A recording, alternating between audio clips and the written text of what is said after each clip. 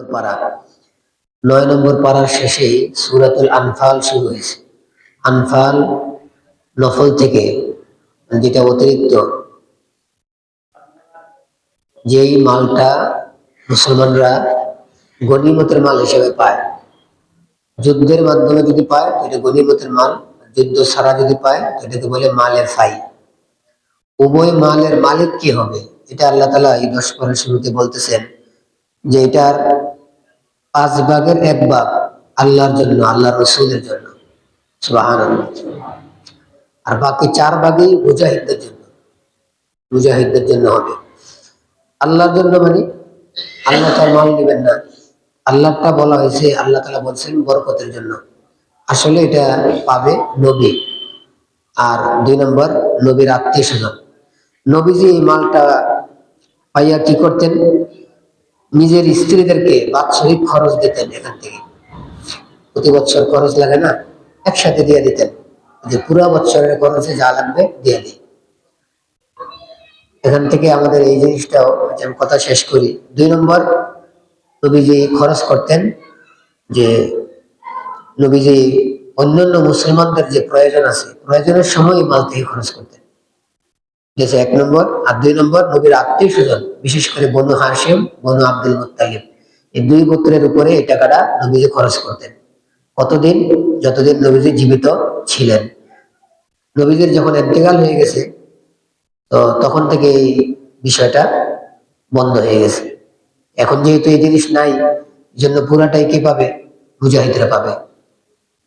বিশেষ করে এখন রাষ্ট্রের প্রধান যিনি হবেন, তিনি প্রয়োজন অনুযায়ী এই অংশটাকে খরচ করতে পারবেন, যেহেতু নবীজি এখন নাই। আমি বুঝাইতে চেয়েছিলাম যে নবীজি বৎসরে যত লাগে স্ত্রীর একসাথে দিয়ে নিত। আমরা যারা স্বামী আছি, আমাদের খেয়াল করা উচিত স্ত্রীর কি লাগে এটা আমি আগে দিয়ে দিই। দিলাম না, সময় অনুযায়ী একটা জিনিস দরকার, ওই মুহূর্তে না লাগলে পরে ক্ষতি হয়। এই জন্য আমার আগেই দিয়ে দেওয়া দরকার, দিলে সবচেয়ে ভালো। বিশেষ করে ওই জিনিস, যে জিনিস আগে দিলে নষ্ট হয় না, যেটা নষ্ট হয় টাইম অনুযায়ী আইনে দেওয়া। আল্লাহ আমাদেরকে তৌফিক দান করে। আগের যারা উম্মত ছিলেন, দুনিয়াতে ছিলেন, তাদের জন্য গনিমতের মাল হালাল ছিল না। এই উম্মতের জন্য গনিমতের মাল হালাল, জাকাতের সৎকার মালটাও হালাল। আগে তাদের মানুষের জন্য হালাল ছিল না, মানুষ খাইতে পারতো না। একটা স্রোত ছিল যা আসমান থেকে আলো আইসা এটাকে জ্বালাই দিত। এই উম্মতকে আল্লাহ তাআলা কেন অনুমতি দিলেন, এটার কারণ কি? শাহ ওলিউল্লাহ মুহাদ্দিস দেওয়ানবী রাহমাতুল্লাহ আলাইহি লিখছেন, উনি বলছেন যে এটার মেইন কারণ যে আগের নবী নির্দিষ্ট এলাকার জন্য ছিল, নির্দিষ্ট সময়ের জন্য ছিল না। আমার আপনার নবী মুহাম্মদ রাসূলুল্লাহ সাল্লাল্লাহু আলাইহি ওয়াসাল্লাম নির্দিষ্ট এলাকার নবী না, নির্দিষ্ট সময়ের নবী না, সব এলাকার নবী, সব গোত্রের নবী, সব সময়ের নবী। সুবহানাল্লাহ। যেহেতু আমাদের নবী সব সময়ের জন্য, তাহলে এই উম্মতের জিহাদ করার প্রয়োজন পড়বে, জিহাদের প্রয়োজন পড়বে। আর জিহাদ যখন করে, বাড়িতে থাকতে পারে না। মাল কামাই করে কখন? বাড়িতে থাকলে, নির্দিষ্ট একটা জায়গা থাকলে। এখন যেহেতু জিহাদ করার সময় জায়গায় জায়গায় সফর করতে হবে, মাল কামাই করতে পারবো না, এই জরুরতের জন্য গনিমতের মালকে হালাল করা হয়েছে। আল্লাহ আমাদেরকে বুঝার তৌফিক দান করেন। এরপরে আল্লাহ তাআলা আরো অনেক বিষয় আলোচনা করছেন। একটা বিষয় বলছেন, বদরের যুদ্ধের কথা বলছেন, লম্বা আলোচনা পিছনেও গেছে। বদরের যুদ্ধটাকে বলা হয়েছে ইয়াউমুল ফুরকান, পার্থক্যের দিন। হক বাতিল কি হয়ে গেছে? পার্থক্য হয়ে গেছে। এই দিনটাকে আল্লাহ তাআলা এত গুরুত্বপূর্ণ কিভাবে বানাইলেন? আল্লাহ, বাস্তব যদি হালত দেখা হয়, তাহলে মুসলমানদের ওই মুহূর্তে সংখ্যা ছিল 500-600 মদিনায়। 500 আর 600 মানুষ যদি আগের থেকে সব ঘোষণা দিয়া যুদ্ধে নামে, মক্কার কাফেররা সব মিলে জিলে নামবো না? মক্কার কাফের কি 1000? হাজার হাজার। এর ভিতরে কোনো প্ল্যান নাই, কিচ্ছু নাই। হঠাৎ জানতে পারছে নবী করিম সাল্লাল্লাহু আলাইহি ওয়াসাল্লাম যে একটা কাফেলা এদিক দিয়ে যাইতেছে। ওই কাফেলার সরদার ছিলেন, তখন তো ঈমান আনেন নাই, আবু সুফিয়ান। উনি আসছেন তো এদের সাথে বোঝাপড়া করার জন্য নবীজি বাইরে এসে সাহাবায়ে কেরামকে নিয়ে। মাত্র 313 জন। এদিকে আবার এই কাফেলাটা বদরের প্রান্ত দিয়ে আসে নাই, সমুদ্রের পার দিয়ে চলে গেছে। নবীজি মাকামে সফরা, সফরা নামক জায়গায় এটা সংবাদ পেয়েছে যারা চলে গেছে। চলে গেলে আর কি করার। এদিকে আবু সুফিয়ান জায়গা তো পার হয়ে চলে গেছে, কিন্তু ওদিকে মক্কা সংবাদ পাঠাই দিছে যে আমাদেরকে ধরার জন্য মোহাম্মদ আসতেছে সাল্লাল্লাহু আলাইহি ওয়াসাল্লাম, তোমরা আমাদের সাহায্যে আসো। তো মক্কার কাফের আবু জাহেলের নেতৃত্বে 1000 বাইরে আসছে। এরা যখন আসছে, তো আবু সুফিয়ান নিজের এলাকা পার হওয়ার পরে খবর পাঠাইছে আমরা আইসা বসে নিরাপদে, সুতরাং তোমরাও আইসা করো। আবু জাহেল শুনে বলছে, না আইসা করবো, বাইরেছে তো বাইরেছে, বদরে যাব, সেখানে রংলীলা খেলবো আমরা, মজা মারবো, আমাদের এখন অনেক পোলাপান পিকনিক খেলবো, এমন সিস্টেম, আমরা পিকনিক খেলবো সেখানে। এরপরে তাদেরকে দেখাবো আমাদের হালত কি, আমাদের যে শক্তি আছে, এইটা নিয়তে বদলে গেছে। তো আমরা ঘটনা জানি সবাই। তো সেখানে এই অবস্থা যে মুসলমান একেবারে অল্প আর কাফের অনেক বেশি, মুসলমানদের কাছে শক্তি নাই, তাদের কাছে শক্তি আছে, মুসলমানদের কাছে অস্ত্র নাই, তাদের কাছে অস্ত্র আছে। এই অবস্থায়ও এই দিনটাকে আল্লাহ তাআলা হক বাতিলের পার্থক্যের দিন বানাইলো কিভাবে? লম্বা কথার সংক্ষিপ্ত কথা বলতেছি যে এই ঘটনা, এই দিন দুইটা বিষয় সামনে আসছে। এক নম্বর হলো যে দিন যুদ্ধ হয়, এর আগের দিন রাত্রে আল্লাহ তাআলা এদের সাহাবায়ে কেরামের ভিতরে ঘুম দিয়ে দিয়েছে, আরামে ঘুমাইছে সবাই, আল্লাহ পক্ষ থেকে ঘুম দিয়েছে। নবীজিও ঘুমাইছে, নবীকে আল্লাহ স্বপ্নে দেখাইছে কাফের যে আসতেছে অল্প বানাইছে, নবীর স্বপ্নে দেখেছে অল্প কয়জন। নবীজি ঘুম থেকে ওঠার পরে সবাই জানাইছে যে কাফেরা যে আসতেছে সামান্য কিছু আসতেছে, 300 সাহাবী যদি শোনে কাফের আইতেছে 60-70, বুঝতেছেন? তাহলে সাহসটাকে কম না বাড়বে? বাড়বে। এই সাহসটা বাইরেছে লাগার জন্য এই অবস্থাটা তৈরি করছে কেন? খেয়াল করে দিচ্ছে আল্লাহ তো জানে যে আল্লাহ জিতেই বসে, হালত পয়দা করতে হবে না, হালত পয়দা করতেছে না। আগের রাত্রের কাহিনী সকালবেলা মনে বলবেন হুজুর এটা স্বপ্ন, রবির স্বপ্ন কিন্তু ওহী হয়। এখানে মাঝখানে বইলে বলে অনেকের মনে আসবে যে সংখ্যা তো কাফেররা বেশি, আল্লাহ কম দেখাইলো কেন? এটার ব্যাখ্যায় আমার উস্তাদজি মুফতি সাঈদ আহমদ বালাগুরি সাহেব রাহমাতুল্লাহ আলাইহি হুজুর কবরটা আল্লাহ জান্নাতের বাগান বানায় দেন। উস্তাদজি আমাদেরকে বলছে, কিতাবে লেখছে, উস্তাদজি বলেন যে আসলে আল্লাহ সব কাফেররা দেখাইছে, যেটি মর বইনি মরা ডেল দেখাইছে। কারণ যেগুলো মর বইনি তো কাফের অবস্থা করবে, আর যেগুলো বাচ্চা সেগুলো পরবর্তীতে অনেকে ঈমান আনছে, এদেরকে দেখাইছে। আসল ধ্বংস তো কারা? যারা কাফের। তো কাফের তো ওই দিন মারা গেছে 70টা, 70টারে যদি দেখায় 300 জন মানুষ দেখছে, কয়জন? 70, কম না? ভিত্তি কি এসে বলছে, সাহস এসে বলছে। তো সকালবেলা যখন নাকি লাগার সময় হয়েছে, যুদ্ধ লাগবো সামনে সামনে না, আল্লাহ কি ক্ষুদ্র, সামনে সামনে অবস্থায় দোনো দলের চোখের ভিতরে হালত পয়দা করেছে। মুসলমান দেখতেছে কাফের কম, কাফের দেখতেছে মুসলমান কম, বুঝলেন? মুসলমান যখন দেখছে যে বাস্তবে এরা কম, তো ওই সময় হয়তো আল্লাহ তাআলা চোখে কম দেখাইছে, মানে ওই যে যারা মরবে তাদেরকে দেখাইছে কম, এই হিসেবে সাহস কি বেড়ে গেছে। আর কাফেররা দেখতেছে এরা আরো কম, হ্যাঁ গভীর কি বেড়ে গেছে, সাহস বেড়ে গেছে যে আমরা লাগিয়ে দেবো, না লেগে বাড়ি যান না, যেহেতু আসছি আজকে শেষ করে দিয়ে দেবে, পরে আর ইসলাম নিয়ে আমাদের টেনশন করা সময়, ব্যস্ত মানুষ তো, মানে ইসলাম নিয়ে টেনশন করার সময় নেই, কিন্তু এখন শেষ করে দিব, লেগে গেছে। আল্লাহ তাআলা তো ফয়সালা শেষ করে তারা বাইরে খেয়েছে, আল্লাহ তাআলা জিতাইছে। এখান থেকে অনেক শিক্ষা আছে আমাদের। মেন বিজয় নিজের চালাকি দিয়া না, মেন বিজয় নিজের শক্তি দিয়া না, আল্লাহ সাহায্য দিয়ে। কি বলেন ভাই? আমরা বলি কিন্তু ভিতরে জায়গা দিই না। আল্লাহ আমাদেরকে বোঝার তৌফিক দান করুন। কামিয়াবি যদি আমি আর আপনি চাই, তাহলে আল্লাহ তাআলা নিজে বলে দিতেছেন, আমার আপনার প্ল্যান বাদ দেন, আল্লাহর প্ল্যান অনুযায়ী আমাদের কি করা উচিত, আগানো উচিত। আল্লাহ বলে সাবিত কদমে, মজবুত হয়ে যাবে।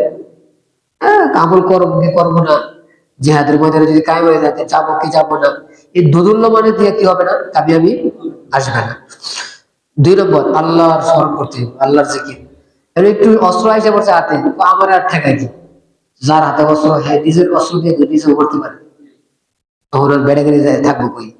আল্লাহ বলতেছে আল্লাহ আল্লাহ রসুলের করতে হবে, আনুগত্য করতে হবে, না তাই ফলাফলের জন্য অপেক্ষা করতে হবে, তাড়াহুড়া করলে আমাদের অনেক সময় মনে হয় যে এখন কাজ করছি, এখনই কি চাই ফলাফল। আল্লাহ সবর করো, ফলাফল আসতেছে।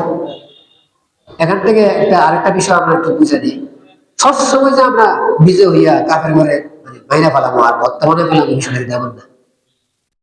কখনো মুসলমান কাফেরদেরকে মারতে পারে, আবার কখনো মুসলমান মায়ের খাইতেও পারে। মায়ের খাইলে আমরা ভাবছি কি হাইরা গেছে, আর মায়ের দিলে ভাবছি কি জিতা। না, জিতা হার জিতার সিস্টেমে আলাদা। যেই ঘটনার দিয়া ইসলাম শক্তিশালী হয়, ইসলাম বাড়ে, ওইটা হলো বিজয়। আর যে ঘটনা দিয়া ইসলামের ক্ষতি হয়ে যায়, ওই ঘটনাটা কি পরাজয়। আমরা ভাবছি মাথা বিদ্যা যে কটা মারা গেছে আমরা গিয়ে গেছি, ঠকিয়ে গেছি। না, মুসলমান জিন্দা অবস্থাও জিতে, মুসলমান মারা গেলেও জিতে। কেন মারা গেলে শহীদ? কাফের তো জিতলেও ঠকা, মরলেও ঠকা। আল্লাহ আমাদেরকে বুঝার তৌফিক দেন। একটা আয়াতে আল্লাহ কি বলেছেন? আল্লাহ বলতেছে কাফেরদের বিরুদ্ধে শক্তি অর্জন করো। কাফেরদের বিরুদ্ধে, শত্রুর বিরুদ্ধে যদি শক্তি অর্জন না করি, এটা বুঝুন কিনা। আমরা কিন্তু এমন আল্লাহ বলি শত্রুর বিরুদ্ধে শক্তি অর্জন করতে কিনা রাজি না। আল্লাহ আমাদেরকে বুঝার তৌফিক দান। এক হওয়া দরকার। বলেন এটা কি পরিমাণ আওয়াজ দিতেছে বক্তৃতায়, সেমিনারে, সমাবেশে। বক্তারাও বক্তব্য বলতেছে কি হওয়া চাই? এক হওয়া চাই। আল্লাহ কি করে দেখেন, আল্লাহ এক আয়াতে বলছে ওয়াতাসিমু বিহাবলিল্লাহি জামিআন ওয়া লা তাফাররাকু। চারিপাড়ায় আয়াতটা গেছে। এক হওয়ার থিওরি কি? আমরা এখন, আমি ভাবছি কথাই বলবো না এখন, হ্যাঁ? আমরা প্রত্যেক দলওয়ালারা বলতেছে এক হন। অর্থ কি জানেন? আমার মত মাইনে দেন। বুঝে দেবেন না? প্রত্যেক দলওয়ালারা কি আওয়াজ দেয়? এক হন। তার এই আওয়াজের কি অর্থ? আমার মতামতটা সবাই মেনে দেন। তো বলতেছে হ্যাঁ মতামত, আমি বলি আমার মতামত। এইভাবে তো কেয়ামত পর্যন্ত কি মানে একই মানে। তাহলে এক হওয়ার থিওরি কি? এক হওয়ার থিওরি হইল আমিও মেনে নিব, আপনিও মেনে দিবেন। অর্থাৎ আমারটা আমি ঠেলবো, আপনি আমারটা আপনি এটা ঠেলবেন, এটা এক হইবেন না। এক কাজ করি, আমারটাও বাদ দেন, আপনারটাও বাদ দেন, দুজনে মিললে তৃতীয় আরেকজনকে মেনে নেন। আর তৃতীয় ব্যক্তিরা কি হবে? যার সিদ্ধান্তে কোনো কি নাই, ভুল নাই, যাররা পরিমাণ, বলেন তো বুকে হাত দিয়া, যার সিদ্ধান্তে যাররা পরিমাণ ভুল নাই তিনি কে? আল্লাহ। আল্লাহ সিদ্ধান্ত যদি আমরা বাইরে দিই, তাহলে ঠিকই ঐক্যবদ্ধ হয়ে দেব, এক হয়ে দেব। বুঝতেছেন কি অর্থ? ইসলামের ব্যাপারে এক হয়ে যাওয়া, শরীয়তের ব্যাপারে কি হয়ে যাওয়া? এক হয়ে যাওয়া। এক আয়াতে আল্লাহ বলছেন ইন্নাল্লাযীনা আমানু ওয়া আমিলুস সালিহাত সায়াজআলু লাহুমুর রাহমানু উদ্দা। এক আরেক পারা বলতেছে আল্লাহ ঈমান আনছে আর আমল করছে, আল্লাহ পরস্পর মহব্বত পয়দা করে দেবে। সুবহানাল্লাহ। একে অপরের মানতে হইলে মহব্বত লাগবে না? আমরা এখন যত সিস্টেম করতেছি সব বাহ্যিক সিস্টেম। বাহ্যিক সিস্টেম দিয়ে ঐক্যমত কায়েম হবে না। ঐক্যমত হইতে হইলে ইমানে আর আমলে এক হইতে হবে আগে, পরে বাকিগুলো সিরিয়াল পরে। আল্লাহ আমাদেরকে এক হওয়ার তৌফিক দান করেন। আল্লাহ তাআলা যুদ্ধের আলোচনা করছেন এবং এক আয়াতে আল্লাহ বলছেন মসজিদ কে পরিচালনা করবে? মসজিদ পরিচালনা করবে যারা বেঈমান, তারা না, ইমানদার ব্যক্তিরা। দুই নম্বর, মসজিদ পরিচালনা করবে যারা আমল বেআমল, তারা না, আমলদার ব্যক্তি মসজিদ কি করবে? পরিচালনা করবে। এবং এক আয়াতে আল্লাহ বলেন যে যারা করবে তাদের গুণ কি? নাম্বার এক, ইমানদার হবে। নাম্বার দুই, আখিরাতের ব্যাপারে 100% বিশ্বাসী হবে। তিন নম্বর, নামাজ কায়েম করবে। 4 নম্বর, যাকাত দিবে। 5 নম্বর, ওয়ালাম ইয়াখশা ইল্লাল্লাহ, আল্লাহ ছাড়া কাউকে ভয় পাবে না। তাহলে কবিটি কি হবে? যে আল্লাহ ছাড়া কাউকে, আমাদের ভিতরে কি পুরা ভয়? কথা বুঝেননি কেন জানেন? কারণ কবিতাটা তো ইমাম সাহেবকে বলতে হবে, খতিব সাহেবকে বলতে হবে যে আপনি যেটা বলার সেটা বলবেন, আর আপনার সাথে আমরা আছি। এটা বলতে হলে শক্তি লাগবে না?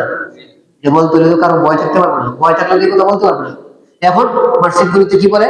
হুজুর বেশি কিছু কয়েন না, আসমানের উপরে জমিনের কিছু কিছু কথা কয়ে দিবেন, তাহলে আমাদের মুসলিম কি না ভেজালে বানা। এইভাবেই দিনের পর দিন, মাসের পর মাস যাইতেছে। আল্লাহ আমাদেরকে বুঝার তৌফিক দান করুন। আরো অনেক আলোচনা করছেন আল্লাহ তাআলা। সংক্ষিপ্ত তাফসীর আমরা এই, যদি কাউকে দান করি, জাকাত ফেতরা দিই, কাকে দিব? ফোকারা, মিসকিন।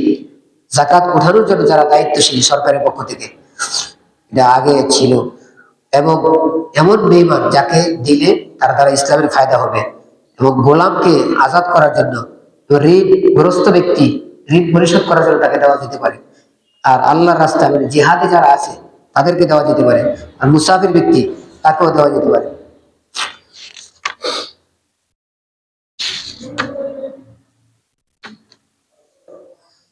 মোনাফেকের ব্যাপারে বলে দিয়েছেন, নবীজি মোনাফেকদের জন্য দোয়া করতেন। তা আল্লাহ বলতেছে ইস্তাগফির লাহুম আও লা তাস্তাগফির লাহুম, মানে মাফ চাইলে কি আর না চাইলে কি? হ্যাঁ, আল্লাহ বলতেছে মাফ করতাম। নবীজি যার বেশি মাফ চায়, আল্লাহ বলতেছে ইন তাস্তাগফির লাহুম ৭০ মাররা ফালা ইয়াগফির লাহুম। আপনি যদি ৭০ বারও মাফ চান, এরপর আল্লাহ কি করবে না? মুনাফিকরে মাফ করবে না। তাহলে মুনাফিক ভালো না খারাপ? তাহলে আমাদের উচিত মুনাফিক হওয়া না বেঁচে থাকা? আস্তাগফিরুল্লাহ, আল্লাহ আমরা মাফ করুন। যদি আমাদের হালতটা দেখা হয়, অনেক হালত মুনাফিকের হালতের সাথে কি হয়ে যায়, মিল্লা যায়। কিন্তু তাহলে দোয়া কবুল হলো কিভাবে? আল্লাহর রহমত আসবে কিভাবে? তাহলে এবং এক মুনাফিক মারা গেছে, তো নবী যে জানাজা পড়তে গেছে, আল্লাহ তাআলা বলে দিয়েছে যে ওয়ালা তুসাল্লি আলা আহাদিন মিনহুম মাতা আবাদা ওয়ালা তাকুম আলা কবরি, আপনি জানাজাও পড়বেন না, তার কবরও যাবেন না। মুনাফিক কি পরিমাণ নিকৃষ্ট, আজীব ব্যাপার। ওই মুনাফিকের সাথে নবীজির চাচার সাথে একটা মুআমালা ছিল। আব্বাস রাদিয়াল্লাহু তাআলা ইন্তেকালের সময় জানাজার কাপড় ছিল না, দাফনের কাপড় ছিল না, মুনাফিকের জামাটা দিয়েছিল। নবীজি চিন্তা করছে ওই জামাটার বদলা আমি কিছু দেই। তো ওই মুনাফিক যখন মারা গেছে, তো মুনাফিকের ছেলে আবার ইমান আনছে। তো মুসলমান উনি আইসা বলছে ইয়া রাসূলুল্লাহ, আমার আব্বার জানাজাটা আপনি করান, আমার আব্বার দাফনটা আপনি কাজ করেন। তার আশা ছিল যে আমার আব্বার আল্লাহ ইনশাআল্লাহ মাফ করে দেয়। কিন্তু আয়াতের যে ধরন দেখা যেতেছে, নবীজি জুব্বা দিছে ভাইও, নবীজি নিজের কাপড় দিছে মুনাফিকরে, এই কাপড়ের মুসিলায় মুনাফিক কি করতে পারে নাই? মাপ।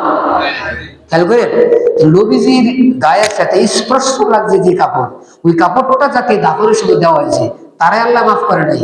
আমি আর আপনি কে যে আমরা উল্টা পাল্টা করে কি পেলাম? মাফ পাইলাম? আল্লাহ আমাদেরকে বুঝার আমল করার তৌফিক দান।